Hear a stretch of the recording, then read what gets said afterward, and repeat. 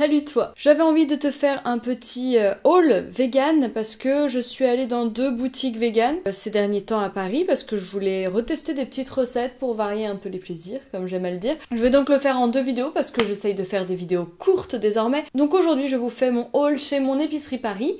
Donc ce n'est pas du tout sponsorisé, hein, j'ai tout acheté. J'en ai eu pour assez cher d'ailleurs. J'en ai eu pour 57 € de ce que je vais vous présenter là, donc ça fait quand même beaucoup parce qu'il y avait des produits chers. Et puis de toute façon c'est des produits très occasionnels parce que je n'habite pas à Paris même et je vais relativement rarement dans ce genre d'épicerie vegan. Donc c'est pas comme ça que je me nourris principalement, mais ce sont mes petits plaisirs food que je partage aujourd'hui avec vous. Je commence par le truc le moins funky. J'ai acheté 2 produits différents de fruits du jacquier puisque j'avais déjà acheté un autre truc de fruits du jacquier déjà préparé et je crois que je l'avais mal cuisiné ou je sais pas, bref c'était pas terrible. Donc en tout cas c'était un peu un fail. Donc comme j'essaye de ne jamais m'arrêter sur un échec, je retente. J'ai donc acheté une autre préparation style barbecue, fruits du jacquier style barbecue, mais donc d'une autre marque, donc à voir si c'est un petit peu meilleur. Donc déjà si vous ne connaissez pas le fruit du jacquier, donc c'est un fruit qui a priori je crois n'a pas vraiment énormément de goût. C'est juste que sa texture est une sorte d'effiloché qui rappelle la texture de l'effiloché de porc. Donc il est souvent utilisé dans les recettes véganes pour faire des espèces de, vous savez, les sandwichs à l'effiloché de porc ou des burgers à l'effiloché de porc. Et il est donc souvent cuisiné en mode sauce barbecue, un peu sucré, caramélisé, bien grillé et tout. Donc j'ai racheté celui donc tout simple au naturel en conserve parce que j'avais vu dans des recettes d'Alice Esmeralda, il me semble qu'elle donc voilà utilisait cela, il me semble, en conserve. Et j'ai quand même racheté un truc tout prêt puisque je ne suis pas Alice Esmeralda et que je ne sais pas faire des recettes comme elle fait, donc je reteste un truc déjà préparé. Donc le truc préparé il était à 4,50 € et la boîte de conserve à 1,90 €. Donc je verrai, je ferai peut-être un crash test avec vous, soit en story Insta ou soit je ferai une vidéo, hein, je sais pas, on verra. Parce que vous aimez bien quand même les crash tests food vegan, j'ai l'impression, donc voilà. Comme ça au moins les hauls, ça vous permet de voir un peu ce que j'ai acheté et ce que je testerai dans les jours à venir.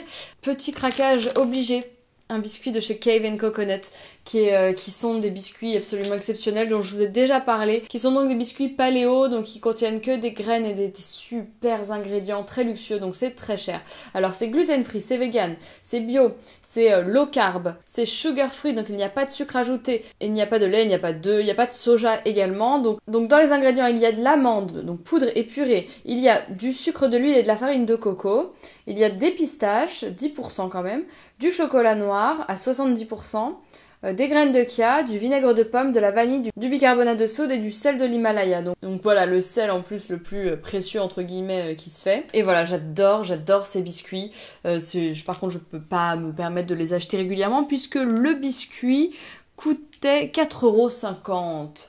Mais oui, mais en fait je préfère me faire plaisir avec quelque chose comme ça et faire fonctionner une jolie marque que de m'acheter 2 paquets de biscuits de petits beurre qui ne m'apporteront rien d'un point de vue nutritionnel, qui engraissera une grosse société. Voilà, après évidemment on peut pas se permettre, si on a une famille avec plein d'enfants et qu'on veut leur donner des biscuits, on peut pas se permettre d'offrir un biscuit à 4,50 €, j'en ai bien conscience. Mais voilà, je dois me l'acheter 4 fois dans l'année ce truc là, donc on a le droit de se faire plaisir. Autre kiff dont je vous ai déjà parlé plein de fois, mon granola préféré des fruits détendus, donc c'est le coco amande et pareil, alors là on est sur une marque irréprochable, c'est fabriqué en Seine-Saint-Denis là dans le 93, c'est sans gluten, sans sucre ajouté, alors là il y a vraiment pas de sucre parce que ce sont des dattes uniquement, donc graines de sarrasin décortiquées, amandes, dattes, noix de coco, eau florale naturelle de rose et fleurs de sel.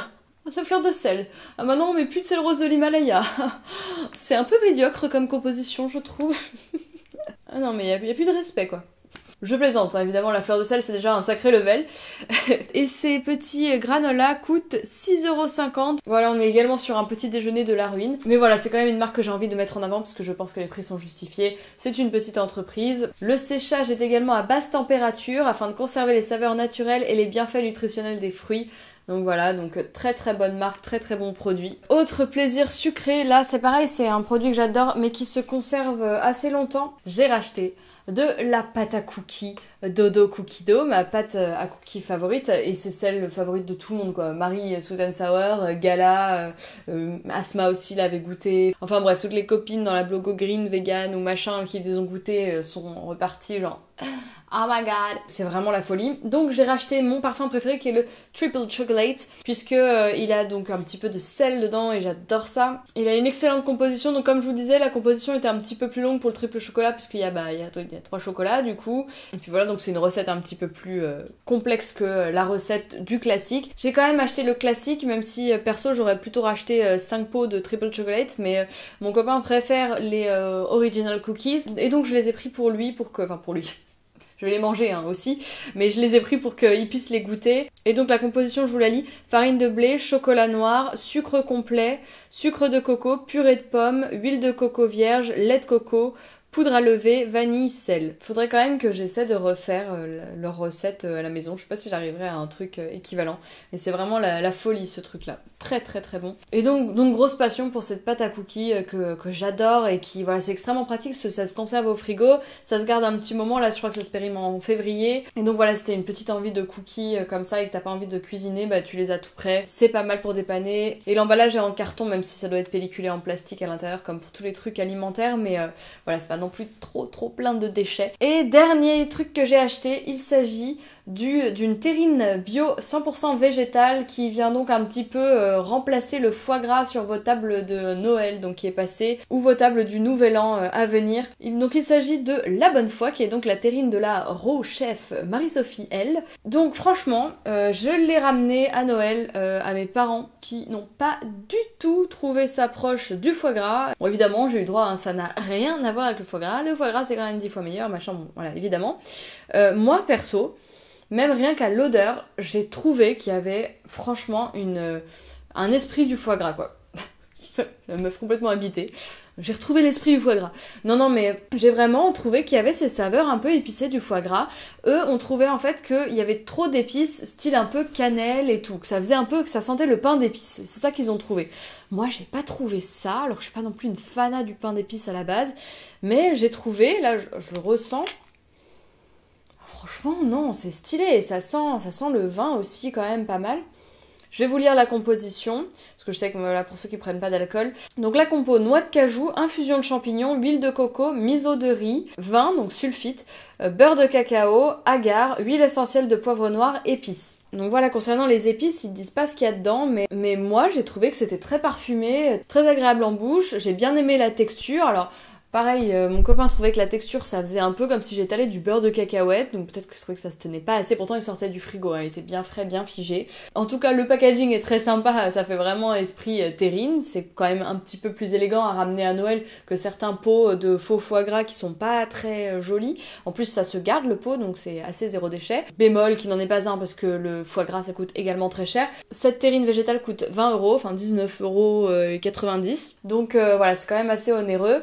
Et donc personne n'en a trop mangé à table, donc je vais devoir me la taper toute seule parce que personne n'a trop aimé autour de moi, hein, on est ravis. Et surtout qu'elle est à déguster dans les 3 jours après ouverture, donc il va falloir que je me magne de la manger. Donc personnellement j'ai acheté pas mal d'ingrédients pour essayer de refaire de mon côté une terrine qui se rapproche du goût du foie gras. J'ai acheté de l'huile d'olive à la truffe, des champignons, j'ai acheté des épices à foie gras. Je vais essayer de refaire un truc, mais j'ai peur de pas réussir même au niveau de celui-ci, alors que celui-ci n'a déjà pas plu.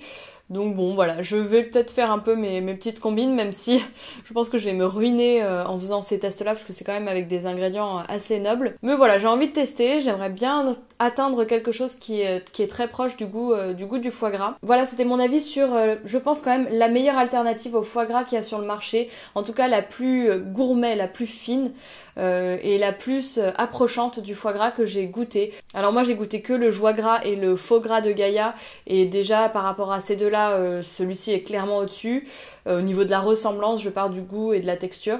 Et ensuite, je sais qu'il y a d'autres faux gras que je voulais tester. Il y avait celui de la petite fromagerie et celui de Sainte-Frasse, je crois, qui était disponible sur des trucs style Casidomi et tout. Donc voilà. Donc malheureusement, pour ceux qui habitent pas à Paris, vous pouvez pas forcément tout trouver. Après, je vous mettrai dans la barre d'infos quelques boutiques en ligne, style boutique vegan ou un monde vegan. Et puis je vous mets aussi le lien, même s'il n'y a pas les produits que je vous ai présentés, vers le site Casidomi qui propose quand même des produits bio, et il y a une grosse sélection vegan avec des prix allant jusqu'à moins 20%. donc moyennant un abonnement de 100 € mais qui est rentabilisé sur l'année. Donc je vous mets le lien dans la barre d'infos parce que j'ai un code promo qui vous permet d'avoir 20 € je crois d'économie sur votre panier de courses, donc c'est quand même intéressant. Donc je vous mets tout ça dans la barre d'infos. J'espère que cette vidéo vous aura plu. Je vous retrouve très prochainement pour mon petit haul chez Un Monde Vegan, puisque j'avais aussi passé une tête dans cette boutique et trouvé des trucs assez originaux. Donc je vous partagerai ça très très vite. Dites-moi en commentaire si vous voulez que je vous présente des produits spécifiques, que je vous fasse des crash tests spécifiques. Je m'exécuterai. J'aime bien ces petits formats un peu plus courts quand même si celui-ci sera déjà un petit peu plus long. Je vous fais des bisous, je vous dis à très vite. Salut!